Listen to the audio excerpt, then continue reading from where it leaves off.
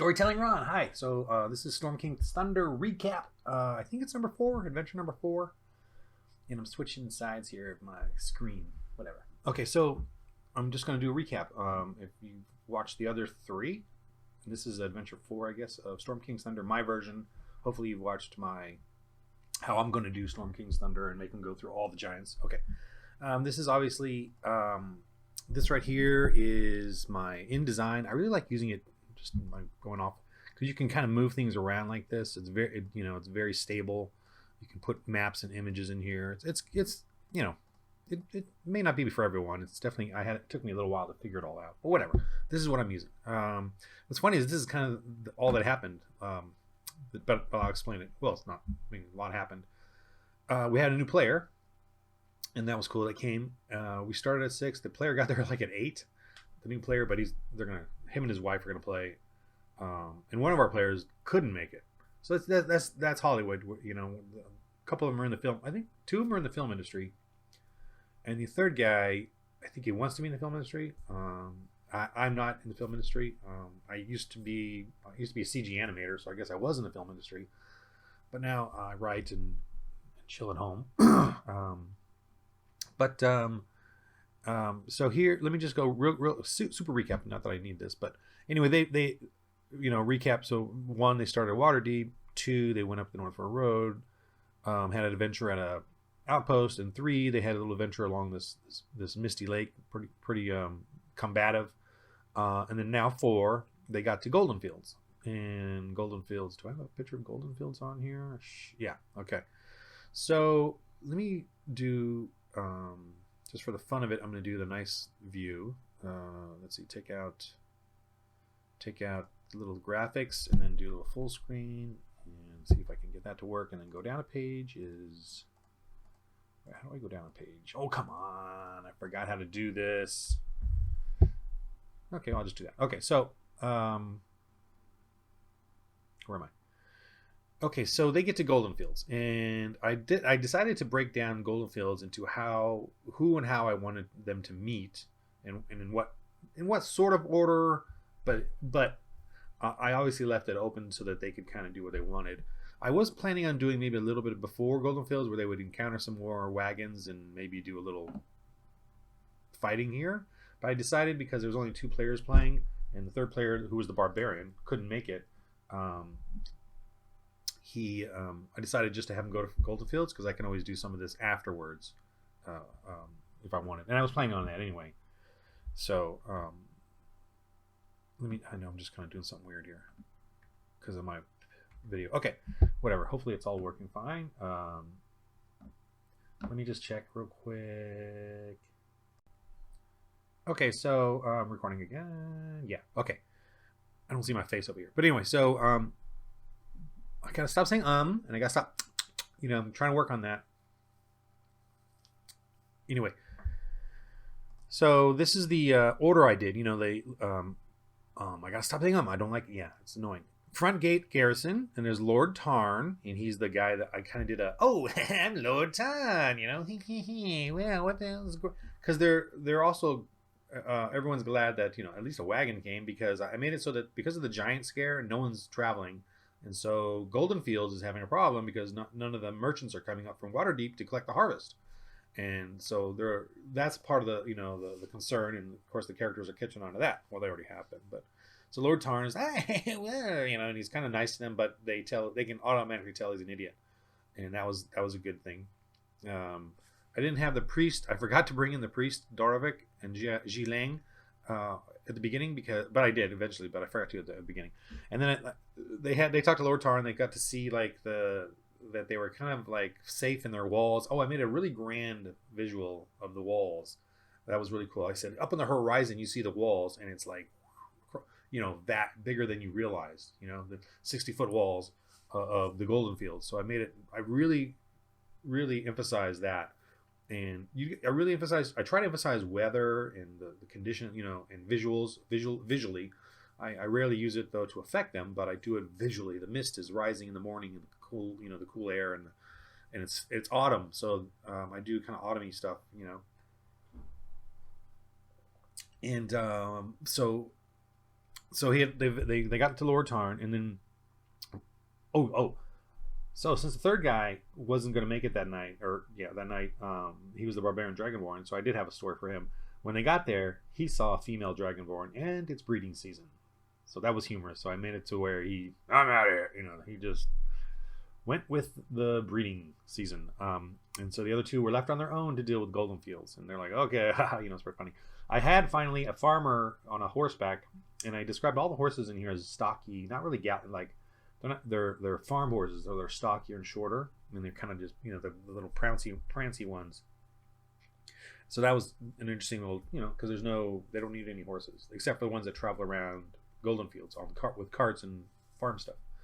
So anyway, farmer came up on the road, and that was all. That too was interesting news to Goldenfields. They're excited, but it was a kid who was telling everybody about D&D. And then he goes, "Oh, you're D&D," and it was D&D. So they're all like D&D. So it was just referring to. It was kind of corny, but it still played well. The Tiefling Warlock is a demon. Looks like a demon, and then Dragonborn. Those are D&D. So the farm was referring to them as D&D, who saved the farm in the previous episodes. So he was going around telling everybody what they did. So now they got a good everywhere they went. Oh, it's D&D.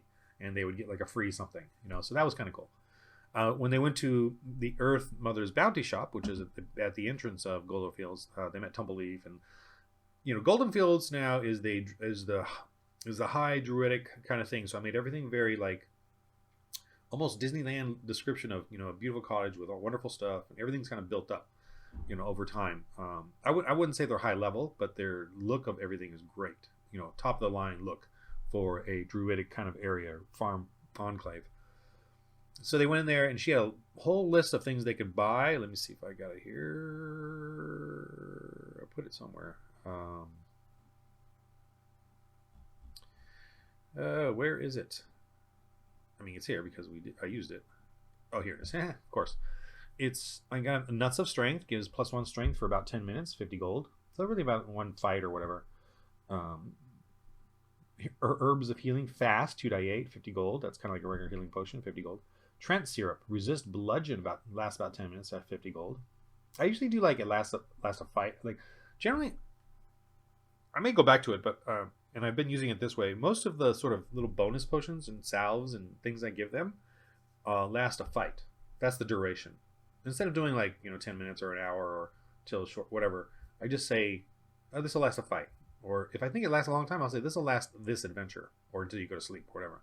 Something simple like that, So I do Rich Breads. It's +1 die 10 false life for a day, or until you rest. But you get an extra, 1d10 hit points is 20 gold. And another thing I'm doing, and I think I saw YouTube on Dungeon Dudes or whatever, where when they do healing, you get maximum. Well, instead of doing maximum, what I do is whenever you roll any kind of healing, it's based on if your constitution is +2, +3, +4, that's how many times you get to re-roll the dice if you want to, if you feel like they're low. And you got to take the next die, but at least that's something kind of fun. Because I just don't like it, when you roll, for healing 2/8 and you get 1 and a 2. That's even I as a DM am like, oh my god. So I decided that it'd be fun to give them their constitution bonus as a re-roll. So that's kind of cool because if you're tough, you heal better. And besides, like I said before, hit points are not just flesh; they're also endurance. It's also your ability to stand and fight. It doesn't have part of it is physical, part of it is mental, and spiritual. Like being able to, that's what hit points are to me. Nutritious, delicious meal, +1 inspiration per day, and I do tend to give them a little more than 1 inspiration per day. Like 2 maybe. Also, if they have like a holy symbol, if like a cleric has a holy symbol or someone has some sort of thing that's like really precious to them, I let them actually store an inspiration point in that. Sorry, I even don't like it when I do that stuff. Bread of Sustenance, short rest, 2/8 heal. So when you do a short rest and you eat this bread, you get 2/8 heal. It's 25 gold, and then a meaty jerky. Short rest ends 1 level of exhaustion. So during a short rest, if you take this meaty jerky, it'll give you 1 level of exhaustion back. And I did that specifically because the barbarian, he has the, I don't know which one it was, but every time he does it, he loses, lowers the level of exhaustion. So I thought I'd give him Okay, so that's here at the little Tumbleleaf shop, Earth Mother's Bounty Shop. So they went there. Then they strolled along, and I described the livestock area here. If you can see that, it's kind of small. Zoom in a little. This livestock area. What's funny is I made the guy. There's the black dude that's a Zentarum spy. I decided to take that out because I don't want to deal with that kind of stuff right now. I just made him very like, watches them as they go. Looks at them. And what's funny is when they came across this one, he was there too. Just kind of just made him like a funny character. Anyway, they passed by him, and then they met Tifferless, which I made the young, or Lifferless, the young Trent. He came out. That was kind of a fun little encounter, and they're like, oh, and he kind of talked like, he didn't really talk well. Some little kids came out, and then they had a little conversation, and it was kind of funny. And then they gave him a little bone die gift, and he's all patting them because he's a big tree. I didn't bring out the other. I said there was two other ones, Barkham, and but they didn't meet them yet because they're in the grove, and they don't care. The other two are like, one is a toughie and one's an old guy, Trents, but they're going to come into play later. So anyway, they went past that, or did that encounter, and then along the road, the priest came through along with a cart and talked to them for a little bit. The priest, the main kind of leader of the enclave, Darovak or whatever his name is. And so that was cool. He talked to them, and telling, terrible times, we're not getting any harvest, or we're not getting any, trade, and the giants. And so they talked to him about that, and he was telling them, a little bit more about the giants, and they're up more up north. What can we do? So that's going on. And what was funny is that he said, if only we had someone who can, maybe go and see and fight the giants. And then the ranger and the Tiefling Warlock, and the ranger's all, I know I can fight giants because he has giant slaying now. He's like, I can fight giants. And then I had the priest go, you're so funny. Oh, you guys are funny, but he left on the cart, and they're like, well, we're serious. And, so that was kind of a funny moment where I had him just didn't believe him. And so he took off to go talk to Lord Tarn or whatever. And so then they came along here, and then Zhilang with the two black bears is here, and that was a cool little encounter. I like that one. They decided, let's go talk to her. So they walked up, and she's standing there just looking at them. And then the black bears charge out of the, the abbey and charge towards them. And they're like, whoa. And so the ranger did a perception, and are they dangerous? I'm like, well, they're dangerous, but not, they don't want to eat you. You can tell they're just very rambunctious or whatever. And they're charging. They're like, what are they going to do? And so the Tiefling Warlock did his thaumaturgy and did a fake fire in front of him. So that stopped him. If those bears would have charged him and got on him, they would have eaten one of their, because the Tumbleleaf lady gave them, they bought some stuff from her, and then she gave them a gift because they were D&D. And plus the ranger. And the ranger's like, I'm a part of the group too. Anyway, that's kind of a little funny thing. Yeah, D&D. Oh yeah, and that guy too. But so they had some valuable stuff on them, the breads and so the bears were going to eat one of them. You know what I mean? So that was a nice little challenge. But the warlock pulled it off by doing that. And the bears were like, whoa, they rolled a 2 and a 3 as far as fear or whatever, or caution, and stopped and the Gia came up and good move on your part. They would have eaten some of your stuff, And so they're like, whoa. And but they had to talk with her, and she was very she's the one that's more like, Lord Tarn is useless, and he thinks these walls are going to protect us, and there's no real, so that's a nice little the garrison may not be up to par with defending Goldenfields.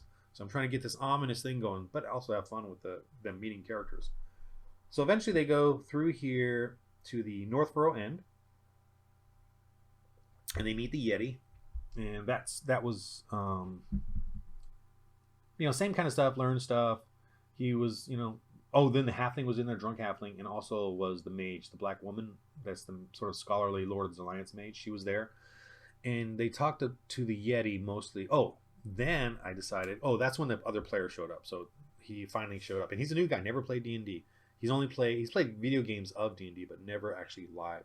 So him and his wife came, and so that was fun. He came, he didn't know what to expect. Nice guy, young guy. So we had to make him a character. So we wanted to be a cleric of the light. That was cool, light domain. So you could do fire because we want to do fire. So he's a kind of a gingery hair, red, and so he wants his character to be human with red hair. And as a DM, I really like, for simplicity, especially for new players, or when we start together, I want everyone to, I don't want all the unorthodox canon or extra stuff right now or extra feet. Just play what's in the player's handbook, kind of the vanilla stuff, because I want to see what kind of creativity you come out of, just because there's so much to do with this vanilla stuff in the player's handbook. Why make multi classes or different things? That's my opinion. I get it for as you more and more experience and you really get stuff down, you really know everything, and you want to add more fun. But while it's sort of new and new for everybody, I want vanilla stuff. So, that was good that he wanted to do something vanilla like that. So what was cool is I had the priest come back as they were sort of in the inn, and I described it. I was really had a good moment where I said, you really quickly describe it, but get this is I described it. This was a optimal prime awesome kind of place because it's been there a while and it's been safe, and so the inn is a very like ski lodge kind of place. It's just nice thick timbers, really spacious, and so they got that and they got the feel of the place. I gotta show you this because this was really cool. I made a thing here. Let me show you. This is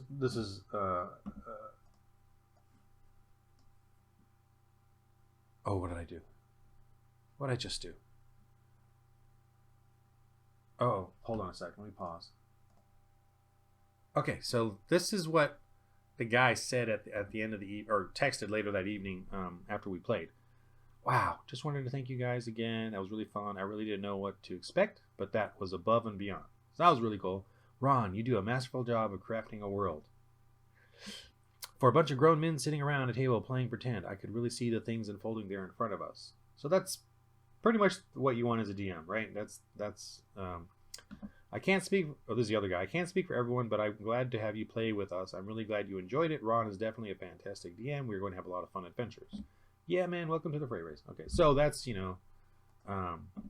little affirmation there. That was nice to wake up and read that the next morning as a DM, and it's in your blood as a DM to be a storyteller. I'm a storyteller. I call myself Storytelling Ron, and I just love telling stories. And I'm a writer, and I do those mini dudes. And I did use them in this game, and they loved them. I really had a lot of fun with that. I would show them, but I'll just show them in another video. But anyway, so back to this. So that's the guy. So the priest came to them as they're talking to the Yeti. And he said, now this is the really fun moment. He said, "Oh, hi, I just wondering if you all could do me a favor." And they're like, "Whoa," because this is the leader of the enclave. Well, you see, and then what's funny is the setup to this was like the new guy was like, "Okay, so what's my background? What do I do?" Blah, blah, blah. I'm like, "Don't worry, I got it. Just chill. Just sit there. We're playing now." And he's like, "Okay." And the wife was there, and she wasn't sure if she wanted to play or not, but she wanted to watch. So she was good. She was good natured, but and she's Spanish or Hispanic, whatever, really strong accent, but she was fun. But the priest, I want to just, well, we're a farming community here, and we have these, you've seen all the wheat fields and the crops and stuff. Well, they're flammable, you see, and we have this individual who, well, you know what I mean? I kept going on, and they're like cracking up. Like, well, we just wonder if maybe it doesn't fit in with the community, you know what I'm saying? And, so I totally went off, and they're laughing, and that was awesome. That's the way I brought him in. He's just, this kid that's playing with fire, and he's not really working with the community, so that was fun. That was really a good moment there, as a DM, whatever. And so I told him he was up at the brewery because we want him by the lake where there's plenty of water, they're cracking up.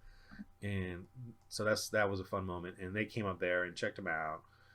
The priest gave him 5 gold each if he would just take him, whatever. And so they met Thunderblade, who was the half-orc brewermeister. I forgot to say Thunderblade, and I forgot to say Brewmeister, but that's fine. They still met him, and he's, "Oh, what are you doing here?" And like, "Well, we're here for, oh, he's right there. Take him. Yeah, take him. Yeah, he's, take him." That was funny. So then now they're together. So the cleric, the new player, is now with them. That was fun. And I made him first level. The guys were like, "Really? You only have first level?" Because they're third now. I'm like, "Yeah, you got to deal with it." And so they came back down, went back to the inn, talking together. They want to find out more information. They still had some time, but it was getting dark. It was 5 or 6, autumn. So they thought they wanted to talk to the Yeti again because he seemed to know a lot. So they started talking to him. Then the halfling came in again. He was there, and then wasn't there, and then now he's back. The drunken halfling that's in the story, but I made it so that and then the fire cleric, the new guy or the new character, but he sort of knows everybody here. I said, yeah, you know him. You know he's drunk. You know that he goes out drunk and walks around the fields and comes back, writing songs or whatever in his head. So, so he was like, I think I saw. They came up to him and like, oh yeah, hey buddy, what's up? Are you all right? And he's all, he's staring into the fire, and they finally got it. I think I saw goblins out there. We just rushed. They're like, what? And, so and it was getting late because he got there at 8. It took us 8 to 8:45 to do his character, and it was on to 9. I usually leave at 9, but I said I'd stay longer because we've missed a couple of weeks because of work and stuff and family that were in town. So I said I'd stay later. So we stayed a little later. So, but I wanted to end with a fight, right? Because get these guys going. And there was I did discuss some more things like the walls with them. And then the Grand Dame. I brought the Grand Dame, which is obviously in further along the story, in the docks. There's a river there with the docks, and there's another boat there getting supplies. And they also learned that once they get their supplies in return, that's when they're really in danger, right? Because they're going to have the food now. They're going to be a prime target. So that was another emphasis. And I did describe, these walls to them and how a giant's really only 16 feet, which is right here. So they're not, so everyone was, or on this side, whatever. Oh, this is the top view. I didn't even know that. But everyone was so confident in well, here's the wall right here. Yeah. So yeah, it was 60 feet high, and the giant would only go to here. So and I explained to them they know these pagoda things are up on there, and that there's this sort of underneath here storage, and this is gonna come into play during the siege. Oh yeah. But I'll tell you more about that later. Anyway, so my players don't know I have a channel, so so anyway, they're talking to the Yeti here, or the halfling, and he thinks he saw some goblin. So they decide, let's check it out. So they go out there, and the ranger immediately spots the tracks. So what happens is the goblins and bugbears, smaller, lighter ones, came through, and they're basically doing a recon and found the livestock, and they're going to take some back to tell the giants, oh yeah, this is a place to attack. It's worth it. So they followed. It's at night. They followed the trail to this edge of this thing. I really described, the evening, the wheat fields. Some of it's harvested, the farmers, blah, blah, blah. There's hay bales, but there's plenty of other areas where it's not yet finished. So they had plenty of terrain to hide on. So they got to here, and then the bugbears and all that are here, bundling up some sheep and getting ready to bring it back. But since they used the light spell, the cleric decided to use the light spell so they could see better, which it helped. I decided that I rolled stealth and all that and perceptions. And so they're doing their thing, but one of the bugbears is sneaking around. Well, I was going to do 3, but I realized they can't handle 3. There's 3 bugbears here. One was sneaking around, so I didn't want to do more than one because it was just the ranger 3rd level, warlock 3rd level, and a 1st level cleric. So I didn't want to whatever. But so the ranger was going to do his archery. The cleric snuck in this way. Go a little closer. I did a quick little tabletop with my minis. Very simple setup. I just had a fold out grid. The crease lines in the middle was the road. On this side, on the edge of the map was them, and on this side on the edge was the others. And that was very simple. They got it though. I described the whole scene of this with them. And this picture, by the way, of the Goldenfields was up on the widescreen anyway, so they knew the area they were at because we have a widescreen TV right there as well. So so they did that. The cleric went this way. The warlock snuck around this way. The ranger was here. They're all, bundling the sheep, getting ready to bring them. Then the bugbear to sneak attack. Boy, he did a huge amount of damage on the ranger because the ranger did not succeed versus his sneak, and so he was able to get that sneak attack in, and took a lot of damage. Woo. But I lowered them. I lowered the armor class and the hit points of the bugbears because I realized they were in a big trouble. It was a tough fight because the ranger kept backing off. He had to take some heals. I made it so that they didn't just all attack the cleric because he only had 8-10 hit points, but he did get attacked once with one bugbear. The other one was chasing after the ranger, and then the other one got distracted by the warlock, who did some pretty good stuff with blast. And she forgot, and I reminded them, and I tried to emphasize. I did roll. Everybody rolled inside. They all rolled really well, like 18, 17, 19. So I said, okay, metagaming here, guys. As a DM, please. Last time you fought, you didn't use any of your stuff. Please prepare yourselves. You've got plenty of things to give yourself strength or resistance or whatever. And they're very. I'm a little annoyed. They're very frugal with their stuff, and I'm like, man, they got to start using this stuff, to fight. But they're very frugal with how they use They don't want to use any of it. It's like use it, but so they still kind of didn't use it. And the warlock then ended up using Armor of Agathis, her spell, to give her armor. So that was good. But she did it. She should have done it before the fight. Not she lost an action doing that. Anyway. So, but eventually they did beat them. They were all really hurt. The ranger was really hurt. He had to use a couple of his healing things, and I helped. I let him like kind of do a bonus action on some of the smaller ones, the 1/8s. And the cleric had to come up and heal him as they were still fighting. But they finally beat the 4 bugbears. But they were, and the 6. I didn't make the 6 goblins attack. I figured they were over here, if they would have attacked, it would have been devastating, and I didn't want to do it. So I held them back like they're being stupid, and keep it guarding the sheep, and a couple of them do some pot shots with their arrows but missed. But then they like, oh my god, they beat the bugbears, but they're pretty hurt. And then I made more bugbears show up, and they're like, oh my god, we gotta go back to the we gotta get out of here, we gotta go. And like I said, roll initiative. They're like, oh man. So they all started rolling, and they're like, oh my god, we gotta run. And then I did the cool thing. This is my daughter, got it from Dungeon Dudes, but I did it here with suddenly a bunch of elk just charged through. I had these really cool little mini dudes of elk, and they charged through the bugbears and the goblins, and they're like, what? They're all like, whoa! It was that cavalry thing, and they're like, these elk just charged through and bowl them over, and the characters like, whoa! I try to shoot one of the bugbears, so they got back into the fight, and they finally killed them all or whatever. And Tumbleleaf, the little old lady at the cottage, came out. Are you all okay? Are you okay? And then the elks come up to her after they're done, and they kind of, she kind of pets them, and then they fade off into the darkness. You know what I mean? And it was cool. They're like, oh wow, what is she? She's like, how do you do that? And she's like, well, I'm a druid, of course. So she helped. So she ends up saving them. So that was cool. And they did a little interrogation with one of the goblins. He's still alive. And he's like, Gru, where's they coming from? Gru, a little more storyline. Gru, she's up along the river, up the river. So they're like, oh, so they're thinking about going to Wallingford because they think there's something corrupt going on up there and the Grand Dame, they know, doesn't ever get attacked by giants. Like, why does that one come through the river? The casino boat, and no one, it's not afraid. So is it corrupt? Is it, so I'm adding those little tiers of stuff there. So they're thinking Wallingford and Barge Right, that little seedy thieves town area, shacks and stuff, is going to be their next after the so that's going to be cool. I've drawn up maps for that, so my own maps for it, and it's pretty intricate, and I'm going to make that very kind of small thievy guildy kind of Zentarum type of thing if they go that way. But because I think that the giants aren't attacking it because there is the Kraken Society kind of feel to that along with the Grand Dame, so I'm gonna, we'll see.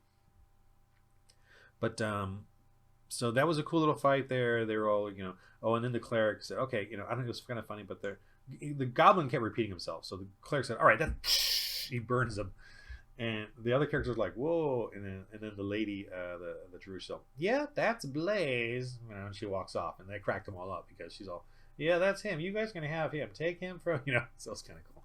That was kind of funny. So that was the evening. It was like late, 10 o'clock, whatever. Late for me because I'm old. But that was a lot of fun. So that was the guy who's experienced now. A lot of laughter. That was an intense moment.